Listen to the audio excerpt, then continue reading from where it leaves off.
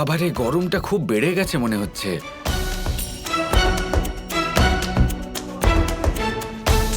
আহা হা হা, কি ঠান্ডা হাওয়া, কিন্তু খিদে পেয়ে গেছে। রাধা, মেওয়া খাওয়াবে না আমাকে?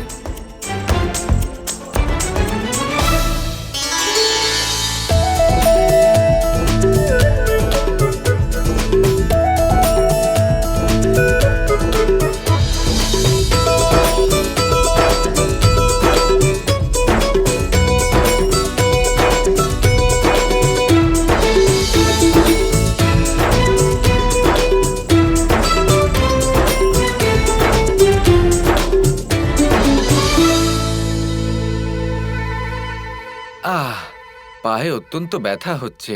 যদি কেউ পাটা টিপে দিত তাহলে খুব ভালো লাগতো। কেন দেব না? আমি বাতাসও করব আর তোমার পাও টিপে দেব। তোমার খুব ভালো ঘুম হবে। শান্তির ঘুম তোমার জন্য খুব প্রয়োজনীয়। বাবা বাবা বাবা।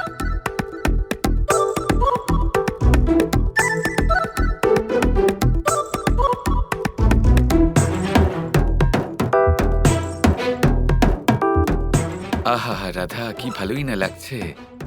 তুমি যদি এইভাবেই হাওয়া করতে থাকো তাহলে আমার খুব ভালো ঘুম হবে। এইভাবেই বাতাস করতে থেকো তুমি, নয়তো আমি জেগে যাব। ঠিক আছে? আরও একটা কাজ আছে রাধা। যেই আমি উঠব, দয়া করে আমার জন্য একটা শীতল সুস্বাদু শরবত নিয়ে এসো। হ্যাঁ কৃষ্ণ, তুমি নিশ্চিন্ত হয়ে শুয়ে পড়ো। আমার পা আর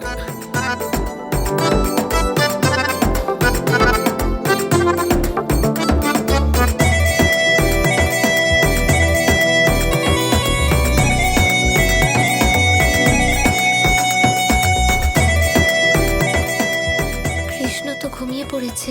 আমি শীঘ্রই বাকি কাজগুলো সেরে নিই।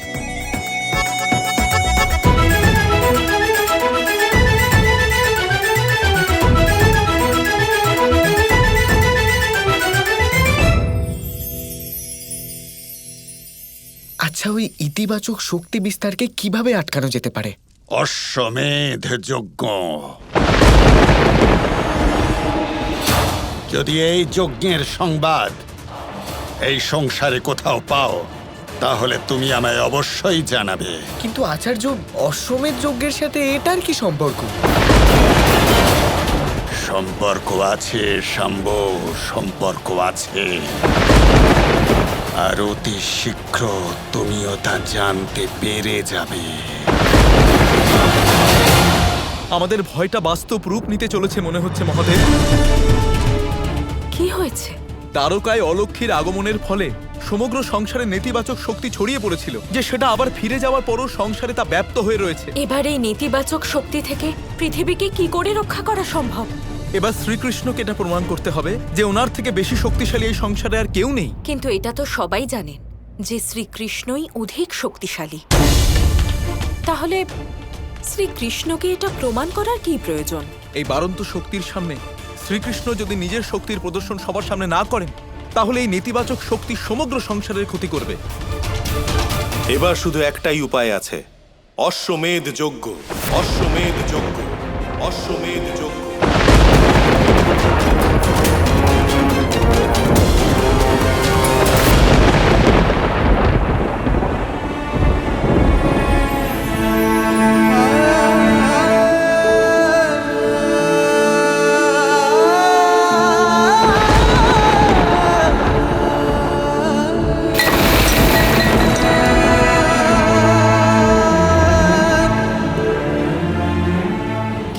কৃষ্ণ, তোমার চোখে জল কেন?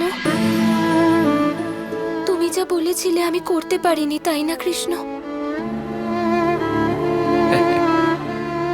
এরকম কিছুই নয় রাধা। তুমি বলেছিলে যে যখন তুমি চোখ খুলবে তখন তুমি তোমার সামনে কোনো হাসি মুখ দেখতে চাও, কিন্তু আমি কোনো কিছুরই যোগ্য নই। কিছুই করতে পারলাম না আমি কৃষ্ণ।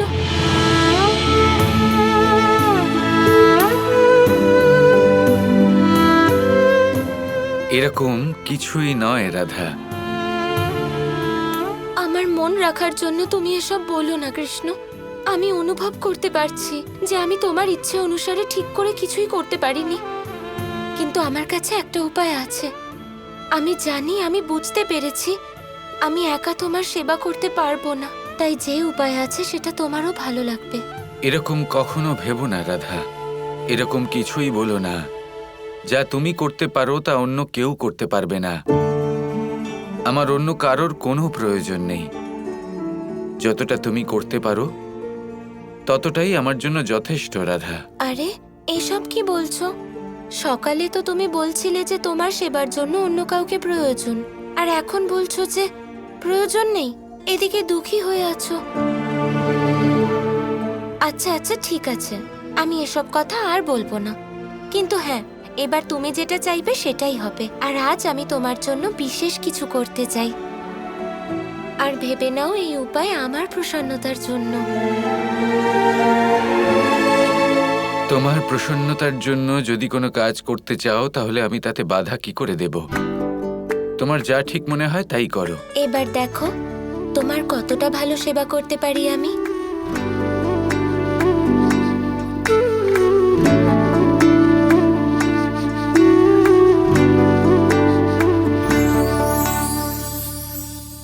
বাহ বাহ বাহ বাহ বাহ বাহ বাহ, মানতে হবে, খুব ভালো। এমনি এমনি তোমায় কেউ দুষ্টু বলে না। এই বিশেষ গুণ একমাত্র তোমার মধ্যেই আছে। প্রথমে নিজে কিছু বলো, তারপর নিজের কথাটাই পাল্টে দাও।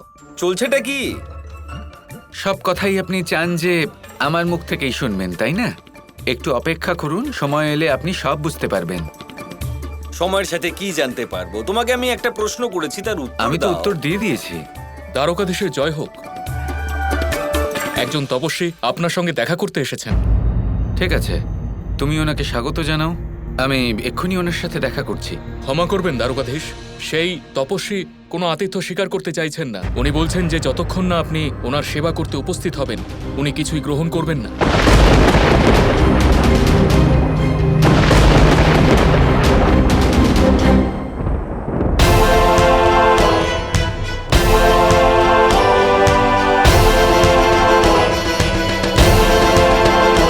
কোথায় আছেন তোমাদের দ্বারকাধীশ কৃষ্ণ?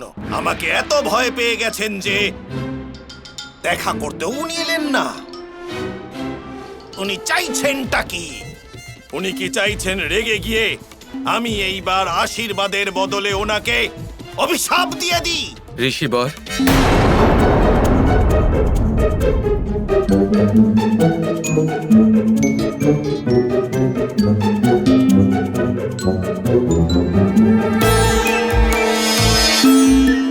আপনাকে অপেক্ষা করতে হলো, সেই জন্য ক্ষমা চাইছি ঋষিবর। দয়া করে আমার প্রণাম গ্রহণ করুন।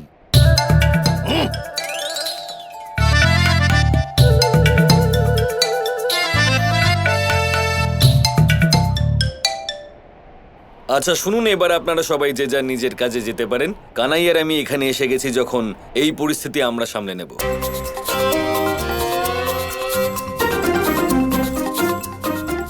হ্যাঁ, তো আপনি কি বলছিলেন?